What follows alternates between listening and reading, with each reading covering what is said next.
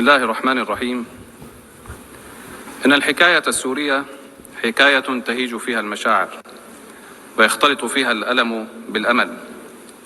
إن الحكاية السورية حكاية صراع بين الخير والشر، وبين الحق الضعيف الذي ليس له ناصر إلا الله، والباطل القوي الذي يملك كل أدوات القتل والتدمير. إن حكايتنا عبرة من عبر التاريخ، وهي تمثيل حقيقي للمعاني الإنسانية النبيلة. في هذه المعركة الأزلية بين الحق والباطل تروى الحكاية السورية لتحكي فصلا جديدا من فصول هذا الصراع، فصلا مشرقا وعظيما بالإبداع، زاخرا بالمواجهة والإصرار والصبر والعذاب والألم والتضحية والفداء والتمسك بالقيم النبيلة والأعراف الحميدة والإعداد الجاد والعمل الدؤوب، ثم الاتكال على الله. كل ذلك أدوات تعين الحق على الباطل. أما بعد، السيدة رئيسة الجمعية العامة، السيد الأمين العام، أصحاب الجلالة والفخامة والسمو والمعالي، السيدات والسادة المندوبون، السلام عليكم ورحمة الله وبركاته. لقد جئتكم من دمشق، عاصمة التاريخ ومهد الحضارات، تلك البلاد الجميلة التي علمت الدنيا معنى الحضارة وقيمة الإنسان والتعايش السلمي لتصبح منارة يقتدي بها العالم. غير أن سوريا ومنذ 60 عاما وقعت تحت وطأة نظام ظالم غاشم يجهل قيمة الأرض التي حكمها ويقهر الشعب الودود المسالم. لقد صبر شعبنا لسنين طويلة على الظلم والقهر والحرمان، ثم ثار الشعب مناديا بحريته وكرامته، فقوبل بالقتل والتنكيل والحرق والاغتصاب والتهجير.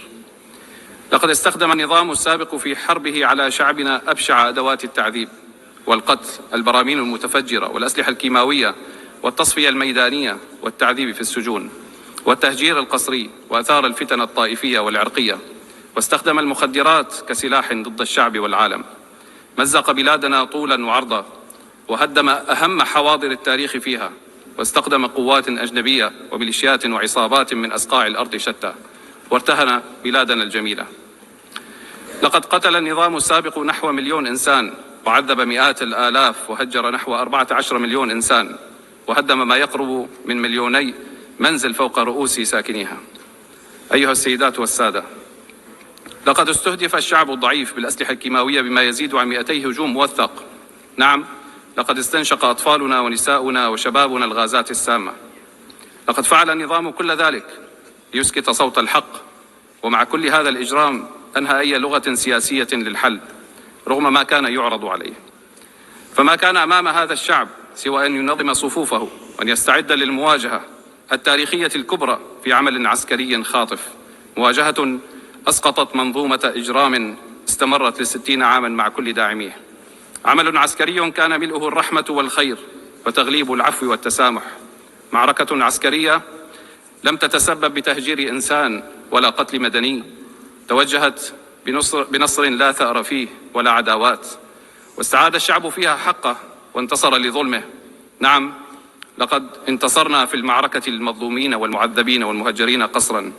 لقد انتصرنا لأمهات الشهداء والمفقودين، انتصرنا لكم جميعا أيها العالم، انتصرنا لمستقبل أبنائنا وأبنائكم، ومهدنا الطريق لعودة اللاجئين إلى ديارهم، ودمرنا تجارة المخدرات التي كانت تنتقل من بلادنا إلى بلادكم زمن النظام السابق. وتحولت سوريا بهذا النصر من بلد يصدر الأزمات إلى فرصة تاريخية لإحلال الاستقرار والسلام والازدهار لسوريا وللمنطقة بأسرها. السيدات والسادة، إن الإنجاز السوري الفريد والتكاتف الشعبي الحاصل دفع بأطراف لمحاولة إثارة النعرات الطائفية والاقتتالات البينية، سعيا لمشاريع التقسيم وتمزيق البلاد من جديد.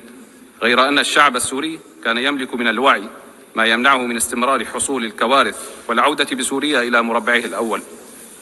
فعملت الدولة السورية على تشكيل لجان لتقصي الحقائق، ومنحت الأمم المتحدة الإذن بالتقصي كذلك، وخلصت إلى نتائج متماثلة بشفافية غير معهودة في سوريا. وأنني أتعهد بتقديم كل من تلطخت يداه بدماء الأبرياء إلى العدالة. وفي ذات السياق، لم تهدأ التهديدات الإسرائيلية ضد بلادنا منذ 8 ديسمبر وإلى اليوم، وأن السياسات الإسرائيلية تعمل بشكل يخالف الموقف الدولي الداعم لسوريا وشعبها. في محاولة لاستغلال المرحلة الانتقالية مما يعرض المنطقة إلى الدخول بدوامة صراعات جديدة لا يعلم أحد أين تنتهي. وإزاء ذلك تستخدم سوريا الحوار والدبلوماسية لتجاوز هذه الأزمة، وتتعهد بالتزامها باتفاق فض الاشتباك لعام 1974، وتدعو المجتمع الدولي للوقوف إلى جانبها في مواجهة هذه المخاطر واحترام سيادة وحدة الأراضي السورية. السيدات والسادة، إننا من لحظة سقوط النظام السابق وضعنا سياسة واضحة الأهداف، حيث أنها تقوم على عدة ركائز: الدبلوماسية المتوازنة، والاستقرار الأمني، والتنمية الاقتصادية.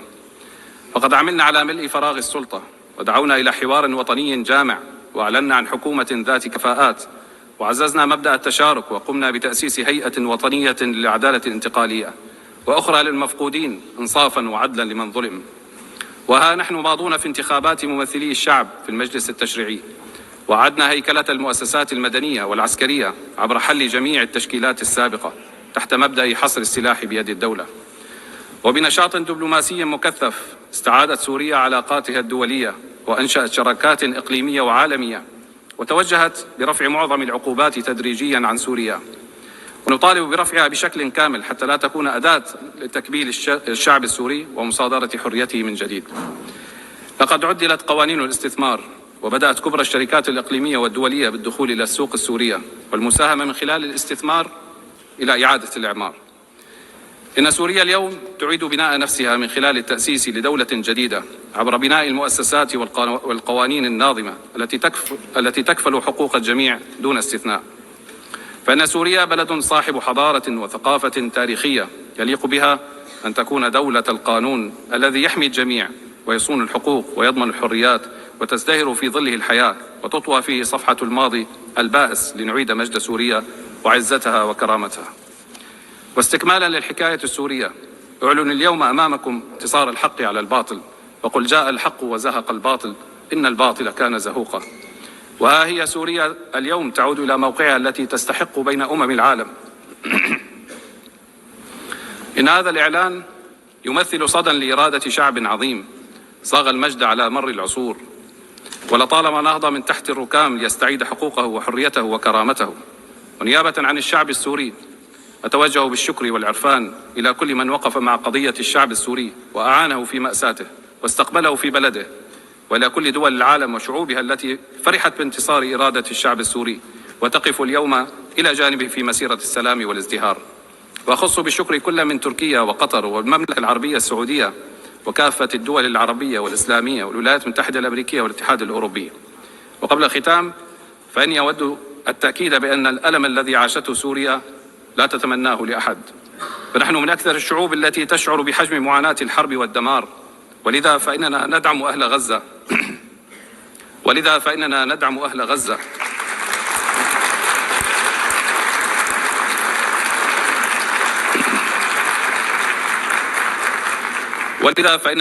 أهل غزة وأطفالها ونساءها وباقي الشعوب التي تتعرض إلى الانتهاك والاعتداء، وندعو لإيقاف الحرب فورا. وفي الختام، إن الحكاية السورية لم تنتهي بعد، فهي مستمرة في بناء فصل جديد من فصولها عنوانه السلام والازدهار والتنمية. والسلام عليكم ورحمة الله وبركاته.